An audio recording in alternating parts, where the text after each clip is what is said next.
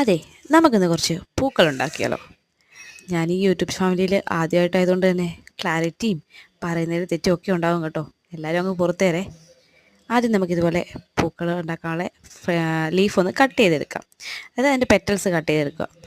അത് കട്ട് ചെയ്തെടുത്ത് അതൊരു നൂല് വെച്ച് കെട്ടിയ ശേഷം നമുക്കത് വിടർത്തി നോക്കാം എങ്ങനെ ഉണ്ടാവുമെന്ന്. ഒരു ഫ്ലവറിൻ്റെ ഷേപ്പിലായ ശേഷം അതിനെ നമുക്കൊരു ചെറിയ നൂൽക്കമ്പ് ഉപയോഗിച്ച് ഒന്ന് കെട്ടിക്കൊടുക്കാം, അതിൻ്റെ തണ്ടാക്കി കൊടുക്കാം. അതിനുശേഷം അതൊന്ന് വിടർത്തി കൊടുത്ത് അതിനകത്തേക്ക് നമുക്ക് ഒരു ചെറിയ ബഡ് ഉണ്ടാക്കി കൊടുക്കാം. അതിനായിട്ട് ചെറിയൊരു പേപ്പർ, യെല്ലോ കളർ ഒരു ഷീറ്റ് കട്ട് ചെയ്തെടുത്ത്, നമ്മളിപ്പോൾ ക്രേ പേപ്പർ വെച്ചിട്ട് കേട്ടോ ഇതെല്ലാം ചെയ്യുന്നത്.